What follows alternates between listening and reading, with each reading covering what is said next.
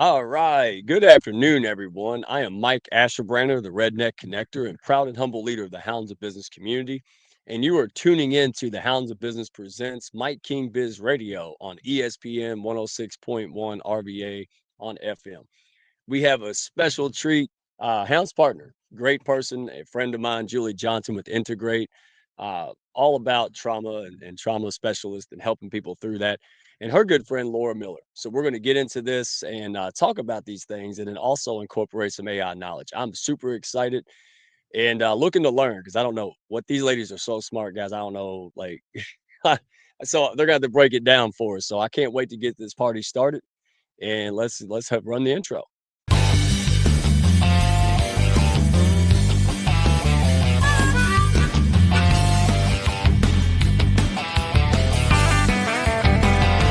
Are you looking to grow your network and your net worth with other high-level, heart-centered professionals? Then grab a seat and your favorite beverage and join Mike Asherbranner, the Redneck Connector. It's time for the Hounds of Business Community Happy Hour.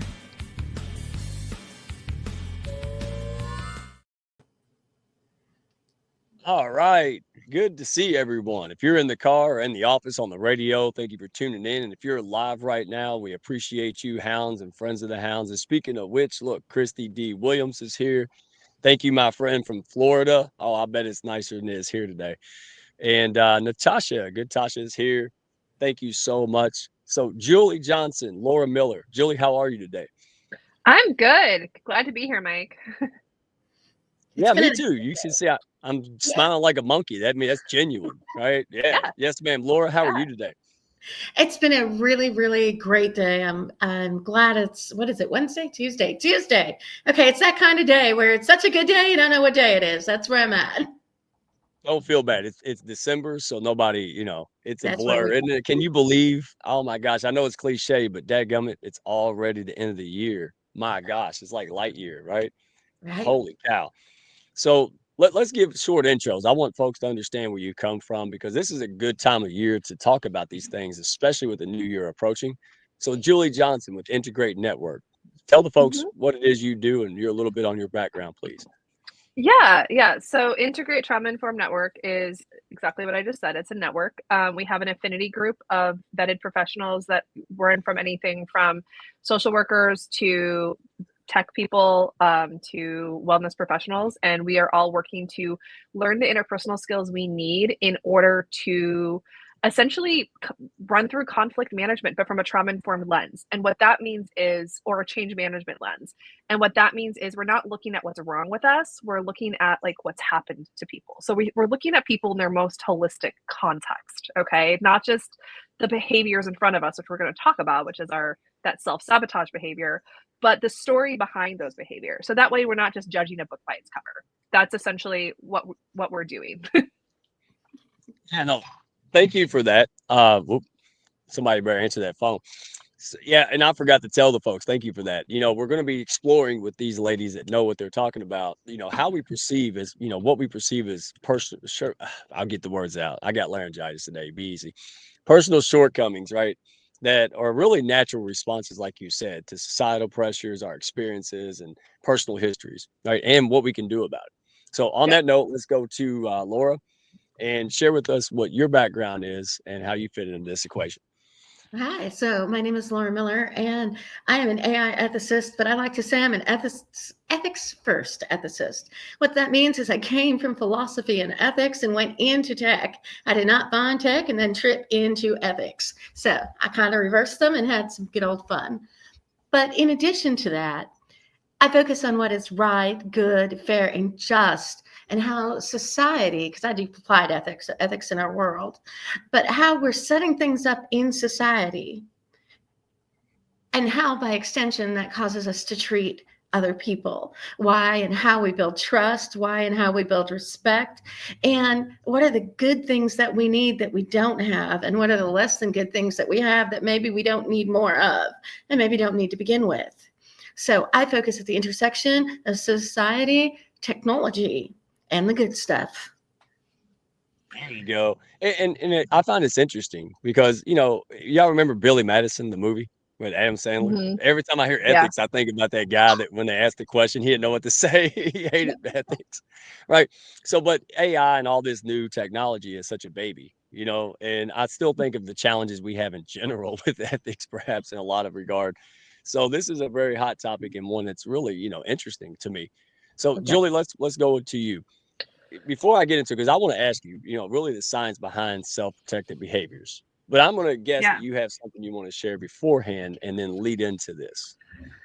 Yeah. So I think for me, so before I move into this, I think that it's good to understand where these things come from. So I have a background in being like a recovery coach and working in peer coaching and in education, but I work like Laura. I work in this division between tech and human-centered practices, or which could be healthcare, wellness, things like that.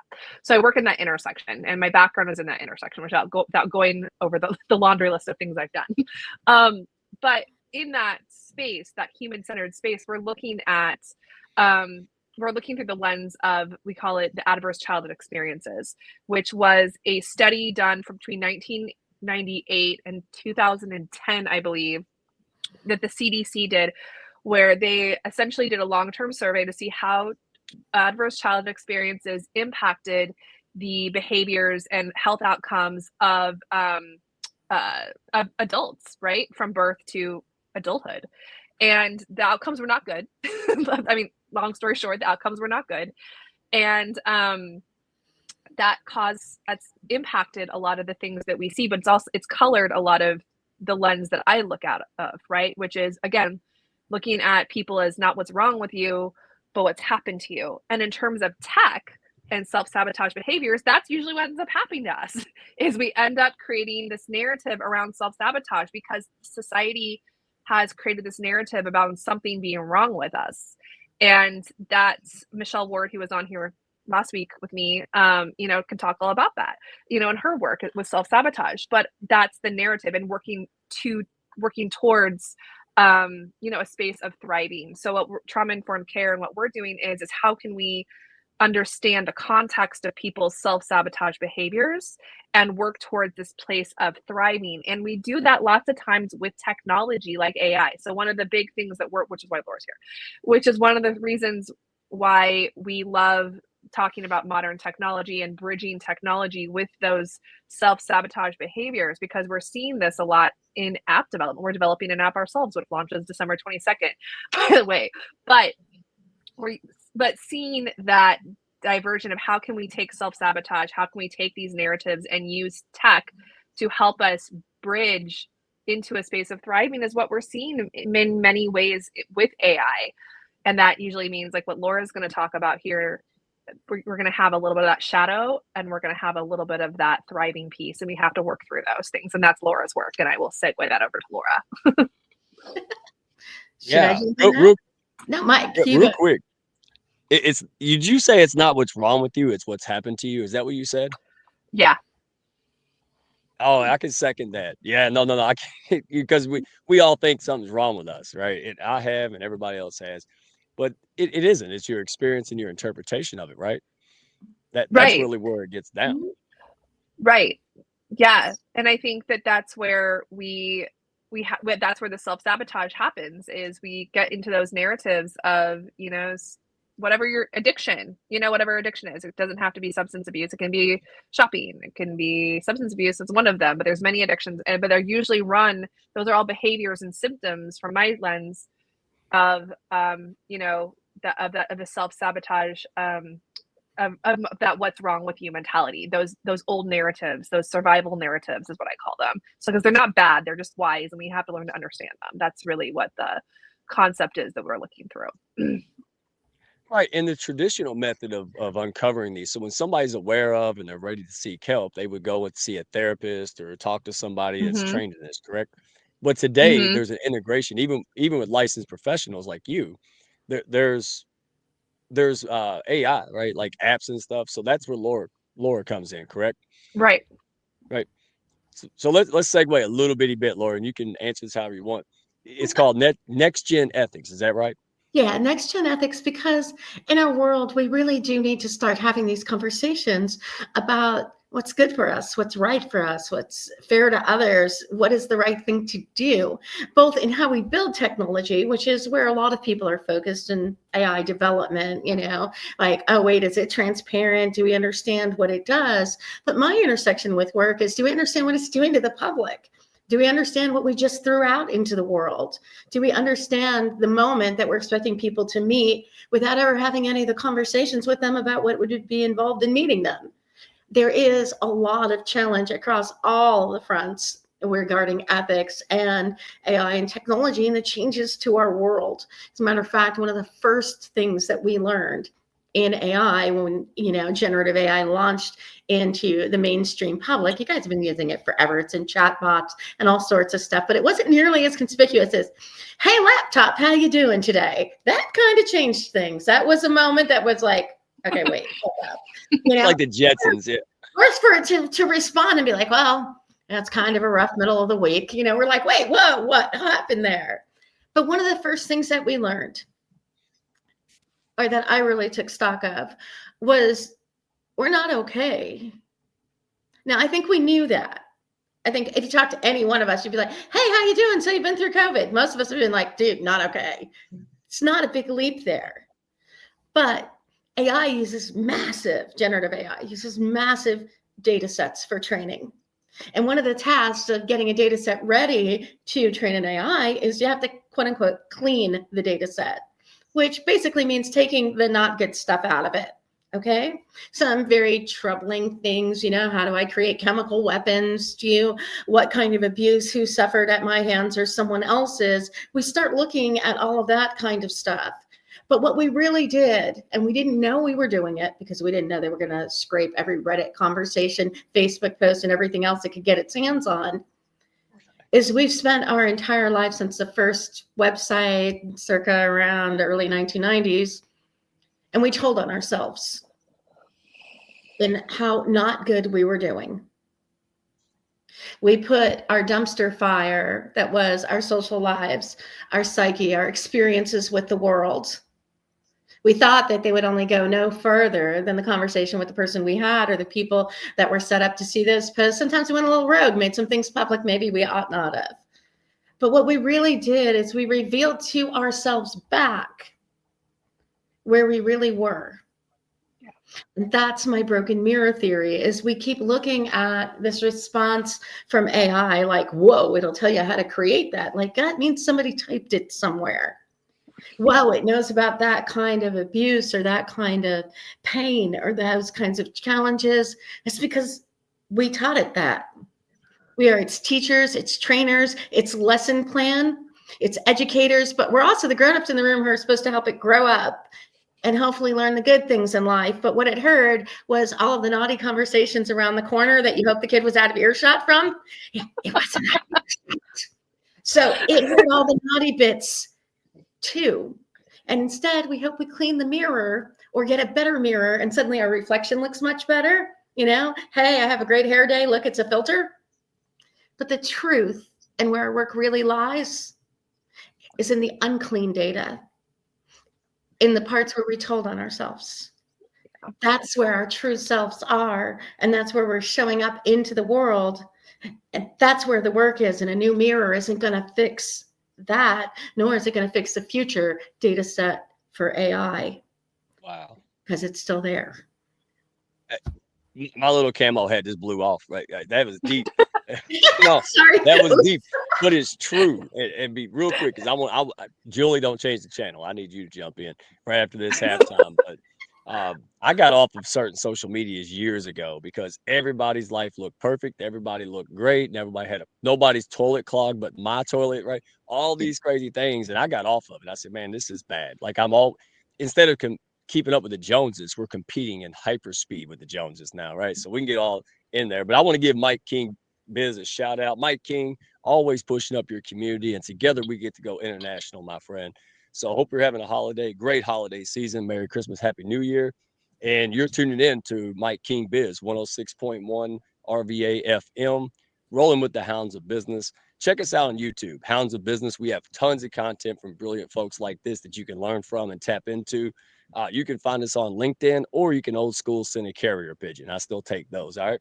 So we are rolling with Laura Miller and Julie Johnson. We're talking about essentially trauma and self-protective behaviors, navigation of that, and AI integration. So, Julie, based on all that wild, amazing stuff that Laura said, what is your take on this from your, trauma-informed background? Well, I think the big thing is, we have to look at this from, like, I also have a background in instructional design and in curriculum design. And, I think what I start to look at through that lens is, the analysis is, how do we take a technology like that and how do we help, how can we help formulate it so it can work people into thriving, into a space of thriving. And, we've seen the development of mental health apps with AI, and even people, I think we were talking about this earlier, Laura, where people with who may not have access to healthcare can actually use AI to begin to at least get that ball rolling, or people with who don't want to leave their house to do in-person therapy. They can start that process of moving into thriving sometimes with an app, right? It's that first step, that first download, right? Obviously there is a very short period of time where that is healthy, I believe, because you need an objective actual person to, in my I was going to say, with caution, we can use those apps. That caution part is a big piece.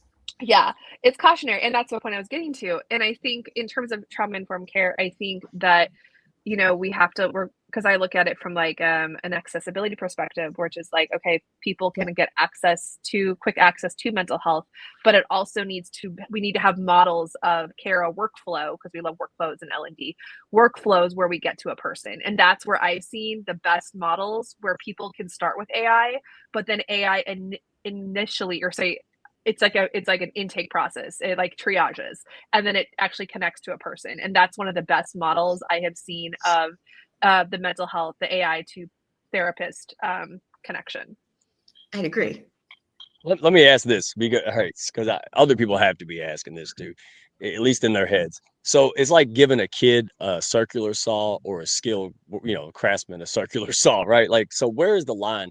People who want help, or maybe like you said, Julie, can't afford it, they might go on, YouTube videos or AI, and they'd be looking at this.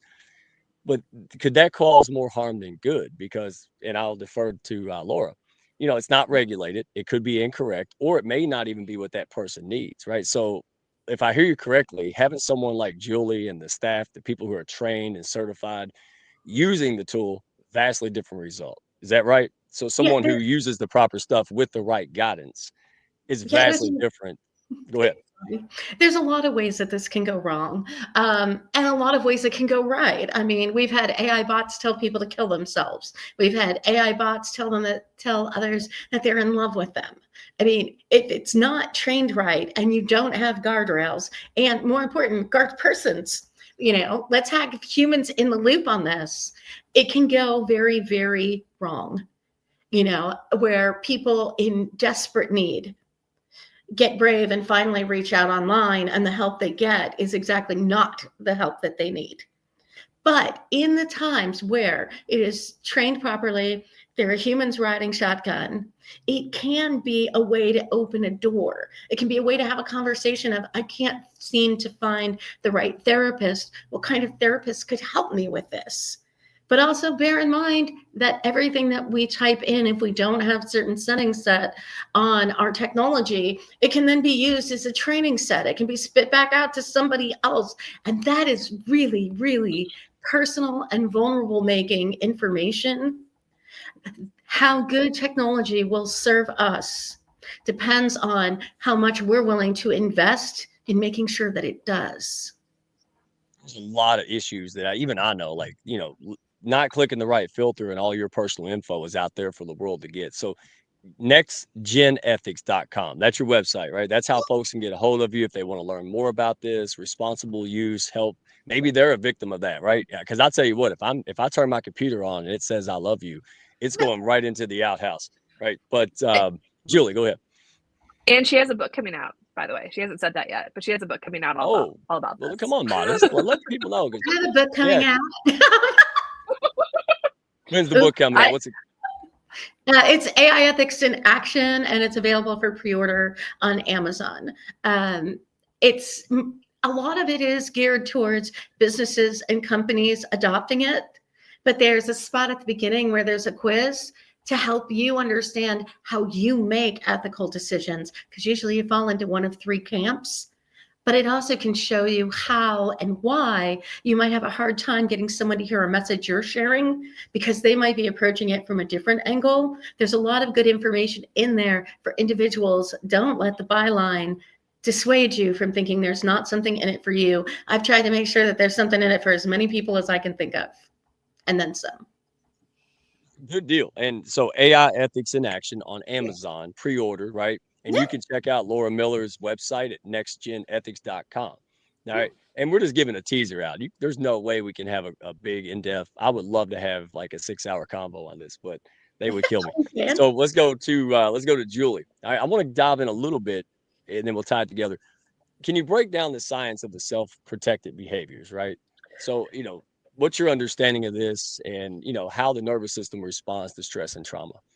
Yeah. So like I said, I started with the adverse childhood experiences and I kind of sit in that research to kind of help frame our behaviors and how I frame and look at self-sabotage. So, a lot of the ways that we cope when we are working through survival is we don't know this. I didn't know this until I was in therapy going through my own process, was that a lot of our self-sabotage behaviors are coping our nervous system. So our nervous system is our fight, flight, freeze response to stress, okay, threat, okay, around us. And lots of times our coping mechanisms, like symptoms of addiction, even fighting sometimes can be a form of coping, okay, coping with stress, right? So that's when we're in a space of dysregulation, or what I will say, like anxiety, all right, when we're in an anxious state, we will find things to help us deal with the discomfort of what's happening inside of ourselves.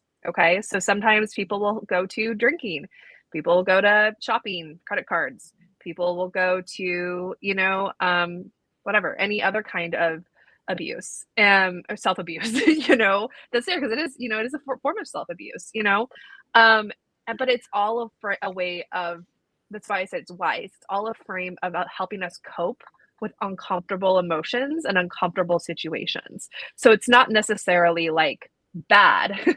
That's why I'm saying, but we're actually trying to help ourselves deal with some really, really uncomfortable situations, and it's actually helping us survive. So that's how we frame it in the trauma-informed world. That's how we frame self-sabotage, is it's helping you get through some pretty tough situations that would fall into the line of our spectrum into the trauma, not just toxic, traumatic. Yeah. And that's why we're having this, because people are triggered like more than ever during the holidays, the new year. There's so much self-imposed stress, external pressures, right? Good reasons and excuses.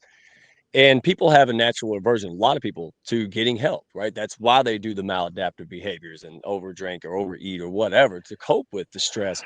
And I want to make sure people know. So if you want to learn more about Julie Johnson Integrate Network, definitely go to Let's Integrate. So it's all one word, let'sintegrate.live. That's the main place to go, because I've been there. I've done that, right? And I don't talk about it much, but I do that because there's a lot of misconception. Well, I should be better, or, I'm too macho to seek help. And listen, guys, if that's you, you know, if I'm a redneck, but I don't mess with my engine, right? So if my car stopped working right, I wouldn't go in there and start monkeying around with the engine, right? I would go to a professional. It's like why chiropractors don't crack their own necks, right? It's actually wise to go to people, because you ladies lived it, right? You're not just reading it from a book and getting served. You went through your own life struggles, right? That we can't even get into right now. But you relate to people, and that's why you went out to do this. That's what I want people out there listening to know. You went out there to find and be that guide along that journey for others, so they're not lost, right? So let me ask the last. Oh my God, I told y'all this goes too fast, right? It's too much fun. So Julie, do you have something you want to add to that real quick? No, I was just gonna say, I know you have, no, we're good. Do you want me to answer the last question, or do you want to ask it first? Yeah, let me ask it so the folks know. Okay. So practically speaking, right, what I want to combine you two before we let them go, because I want them to go check out more. Right, but practically speaking, what are the most effective strategies that you've discovered for helping individuals move from a survival mindset that we were talking about to a, self-empowered, more true leadership, self-aware mindset? What are some things folks could do, or first place to start? Laura, why don't you go? You start. Well, for me, the practical things come down to this. First is, you know, you're responsible for the good stuff that shows up in life. The bad stuff and the hard stuff, you usually don't get a vote in. Sudden car accidents, someone gets ill, bad things happen in the world. You can't stop that. Those things are outside of your control. But the good stuff, you have a say in every moment of every day. You can choose the good, you can choose the positive. And by doing that, that means that you also have to know when's the right time to say yes to some things and when's the right time to say no to some things.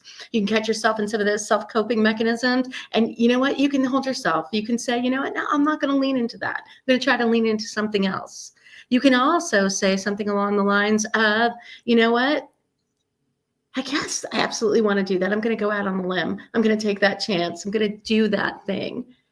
But the good stuff, the stuff you need most, you can always give to yourself.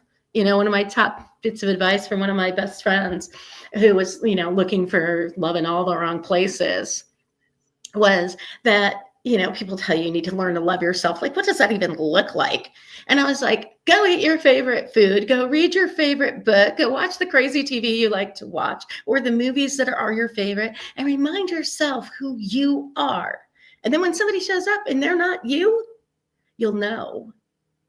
But I guess my big takeaway would be, the good stuff, you can give yourself that anytime. It doesn't automatically make the bad stuff go away, but man, it sure does help balance that scale. Yes, I am glad. And Julie had disappeared. Her battery was dying. So everybody's like, there she is. Yeah. And to me, it's this define success for yourself. We were told what to do, societal expectations, parent, child, all that stuff. And then one point you should grow up and fight through that and say, look, I'm going to define what happiness is. Just because everybody told me to go to college, maybe that's not it. Right. And that takes a lot of deep inner work. And that's why I wanted to have you ladies up here, because that's a hard road to do by yourself. Much better to have guidance and folks that can relate. Julie. All right. And we only got 2 minutes. So I want to make sure that folks get, do you have any events coming up, Julie? Yeah, so one of the ways you can start this is actually coming to Integrate's Trauma-Informed Leadership Symposium. So I think a lot of the things we talk about on Integrate that we've been talking about here is called self-leadership, right? Is unless you are leading yourself, it's hard to lead others, right? So this is the self-leadership. We call it self-sabotage. I call it self-leadership. That's the thriving word, right? That's the opposite side of self-sabotage is self-leading. So on March 1st, we're going to start, we're having a pre-recorded event that will be going for 4 weeks. And we're going to be talking about self-leadership. And what does it mean to lead from this lens of what's happened to you instead of what's wrong with you? And what does that look like from the lens of business, tech, wellness, relationship, conflict resolution. So we have therapists, we have wellness coaches, we have all kinds of people. Laura's a part of it. And we're talking about what it looks like from all these different lenses, including things that help us. We call it resourcing in the world of trauma-informed care, helping us internally resource. What is it that we need in order to thrive? So. Wonderful. Everybody go learn more. The Hounds of Business is more than thrilled to support, partner, and push this up. So you can go to our YouTube channel. We'll be putting short videos. We'll be posting things. But the best place to go is let'sintegrate.live. All right, that's the website. And any last 20-second closing remarks? Thank you, ladies, for being here. I know we couldn't scratch the surface, but I want to make sure people understand that there's a slew of resources and people who know what they're talking about that you can trust. This is confidential. You need to make sure you put those, all that inner stuff needs to go into the trust zone. And that's why Julie and Integrate are here. We trust them. All right. That's all. You know me. If y'all heard me talking, that's what it's all about, guys. All right. Last moment thoughts and where to find you, Laura. I've just had an absolute blast being here. It was nice to see Mike and nice to hang out with the Hounds. And I'm really looking forward to seeing what all of this awareness about our collective trauma kind of world we can make for future generations to make it better. because I think we deserve that. And I think it's time we had it. There you go, straight. No, thank you both. Love having you in the Hounds. Thank you, Hounds, for showing up and folks driving around at your office. We appreciate you. Hounds of Business. What's it for? Hey, heart-centered, high-level professionals. Don't do it alone, or you have something special to offer the world. And most people won't. They won't make an impact through their business because they don't have the resources and support to get it done. That's what the Hey, Hounds is for. That's why we have Integrate. Right. So we have it all. We got all these subcommunities. Yes, ma'am. and Mike, I was just going to say, next Monday you'll be able to download Integrate's app, where called Let's Integrate. So on December 22nd, you type in Let's Integrate in your Apple or Android app, and you'll be able to download our app, and that gives us all of our events and all that good stuff. So you can actually get involved, not just learn. You can actually do things. So Yes. Wonderful, especially during this challenging, time. And yeah, then the spawn of 2025. We want to see people put their best foot forward, be their best self. Thank you for the app. Thank you for being here, ladies. If you want to learn more and you couldn't remember any of this, go to Hounds of Business on YouTube, Hounds of Business on LinkedIn, connect with us. We'll be happy to set you up and connect you all. So have a great day. Enjoy the holiday, and we will see you back in January. Have a good one. thank you. Thank you.